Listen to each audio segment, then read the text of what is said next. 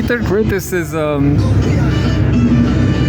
Now let's read something not related to the genocide from Al Jazeera.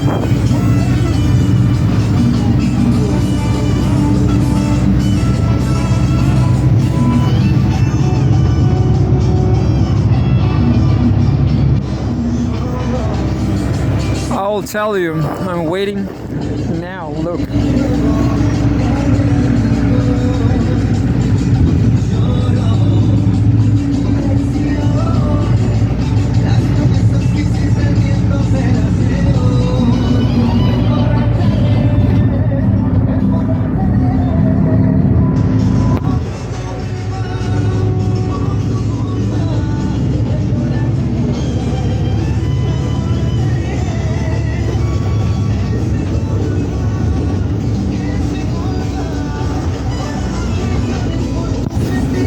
I will read this one because I was listening Rui Costa Pimenta from PCO on CO TV. I don't remember now.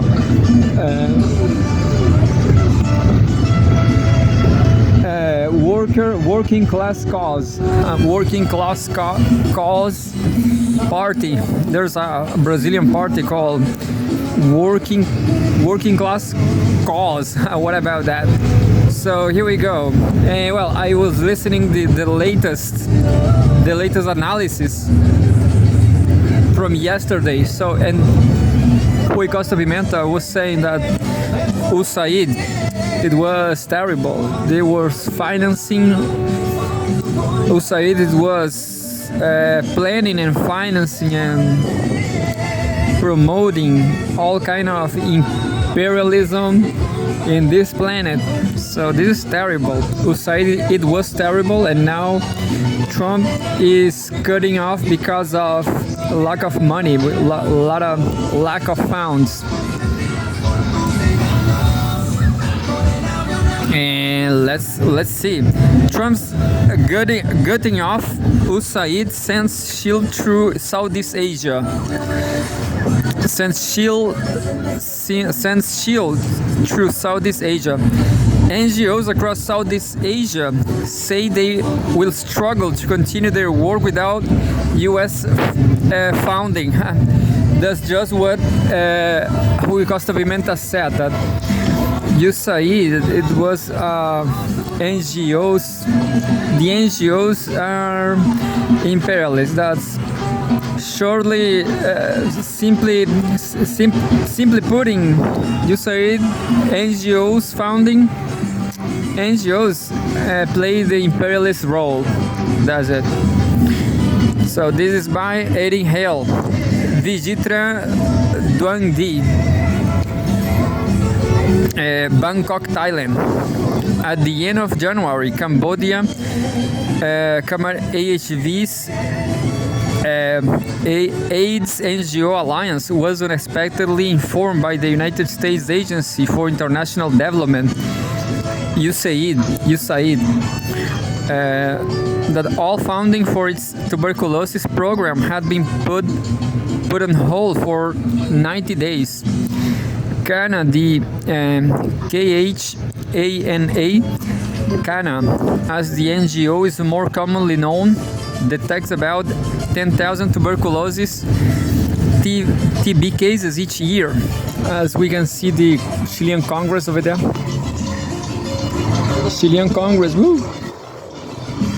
We'll see Chilean Congress in the left too. Look. So this is a Sunday. Oh no. But we will not see the, well, Congress is over there, look.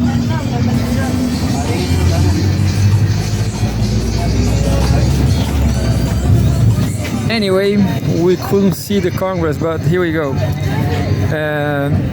It's more commonly known. So in front of Congress right now, we have see a lot of street markets. What a random country, what a crazy country. And here we go. CANA, as the NGO is more commonly known, detects about 10,000 tuberculosis TB cases each year, providing preventive treatment to some 10,000 close contacts and medical care for some 300 rural patients. According to Executive Director Show Camreon, with funding drying up, many rural Cambodians will soon lose care. Camreon said, quote, "Within the suspension period, these people will have a service interruption because we have been asked to stop work," end quote. Camreon, I will show you the name. Camreon, look. I read Camreon, but it could be Shamreon, told Al Jazeera from Phnom Penh. Quote, "We expect these people will not have services and they could lose follow-up for their tuberculosis treatment." Quote, "Normally, they receive support for treatment, mental health support, and regular follow-ups because they are living in rural communities, so they depend very much on the support from our community health workers," end quote. He added, CANA is just one of many charities and non-profit organizations across Southeast Asia that are fearful for their work as US President Donald Trump moves to effectively abolish USAID under a radical cost-cutting drive spearheaded by tech billionaire Elon Musk. As the world's largest single provider of humanitarian aid, USAID last year allocated $860 million to the region alone. The agency operates in six out of Southeast Asia's 11 countries: Cambodia, Laos, Myanmar, the Philippines, Thailand, and Vietnam. You know why Pepe Escobar said maybe they are doing this? Because the USAID can make a coup again against Trump himself. So Trump is cutting this spending and avoiding the possibility of a coup against itself, the NGOs and stuff. Understand? USAID was imperialist, conspiratory agency. The level of economic development varies considerably across the region, which is home to nearly 700 million people, which is a lot.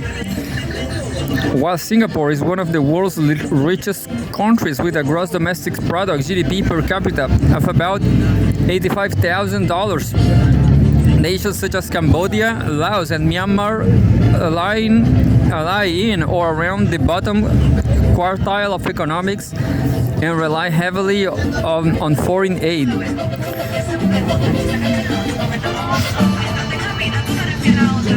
And there's a video. Seven refugee camps on the Thailand-Myanmar border, mostly funded by the US, are running out of supplies. USAID projects support healthcare, economic development, humanitarian assistance, education, and support for, quote, democracy, human rights, and governance, end quote. According to an archived page from the agency's now defunct website. So the agency is no longer there, but the website still online. Many of these projects are administered through small NGOs that work with local communities, such as CANA. Much, if not all, of that assistance is now on the shopping block, as Trump and Musk who has called USAID a quote criminal organization. End quote. Criminal organization. USAID, who said that? Musk, I guess. Musk said USAID is a criminal organization who worked to dismantle the agency at lightning speed. Lightning speed. As of Friday, all direct hire or permanent USAID staff are to be placed on administrative leave and have 30 days to return to the US if they are stationed overseas. Multiple media outlets have reported that Trump plans to keep fewer than 300 of the agency's some 10,000 workers to run a skeleton version of the agency, which is currently being led by Secretary of State Marco Rubio in an acting capacity. Critics have slammed the gutting of the agency via executive action as unconstitutional since the status of USAID as an independent body was enriched by law by the US Congress. A staffer at an NGO in Thailand that works with Myanmar refugees said the organization had already shuttered most of its healthcare centers. The staffer who asked not to be named said the nonprofit had consolidated its work to just 2 centers, discharging patients in stable condition and using its limited non-US funds to transfer critical patients to Thai hospitals. While the organization will continue to treat tuberculosis, AHV, and malaria, and a small number of patients in-house, many of its operations will need to be taken over the Thai government, the staff member said. Refugee camps along the Thai-Myanmar are heavily dependent on U.S. government funding, and some, such as the My Lai refugee camp, told Al Jazeera they have only weeks of food left. Just like me. No, yeah. I don't have AHV, I don't have tuberculosis. I just said we are in the global south. And there's a video. The decision comes as President Donald Trump pushes for all government departments to prioritize his American First agenda. USAID. That's better. Look.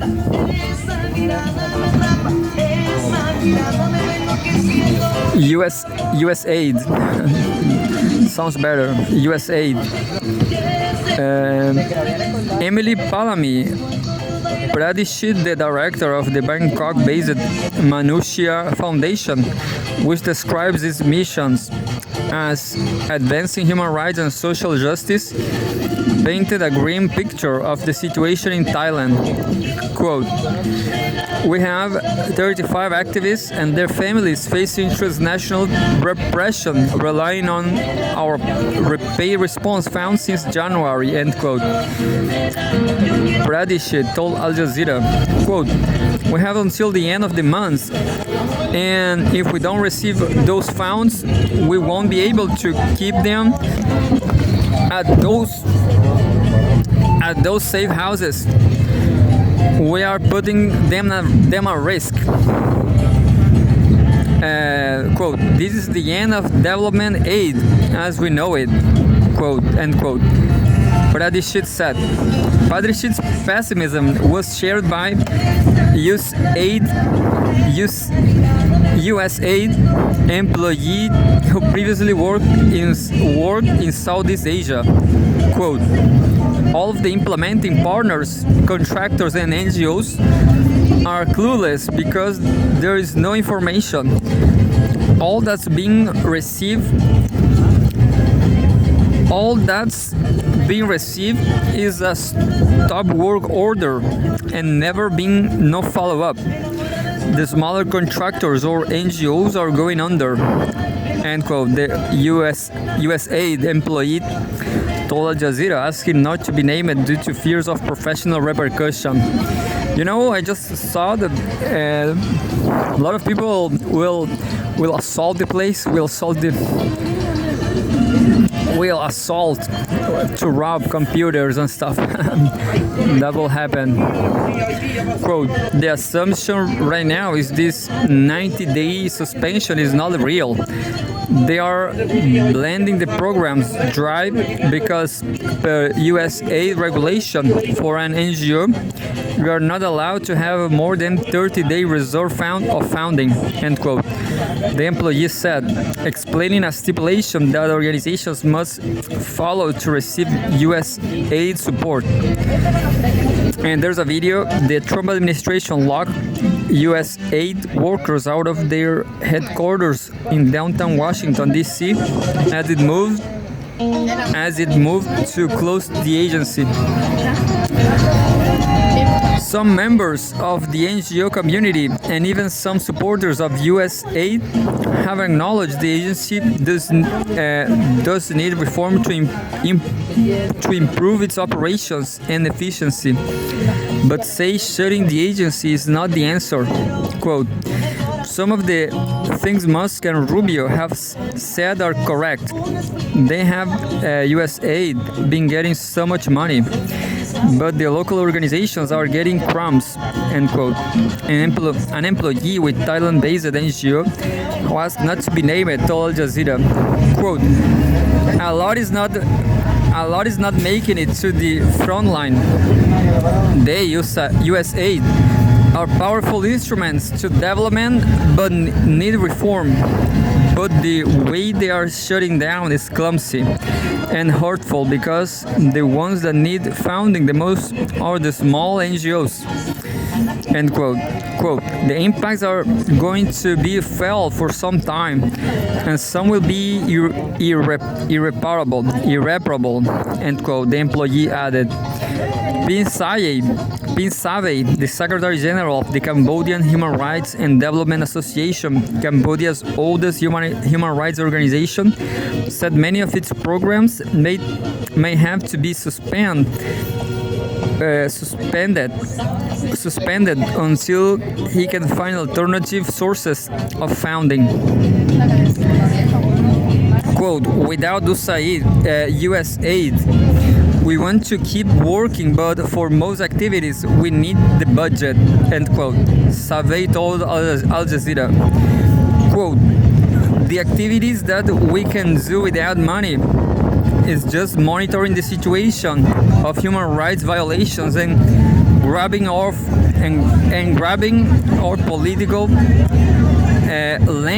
political rights violations,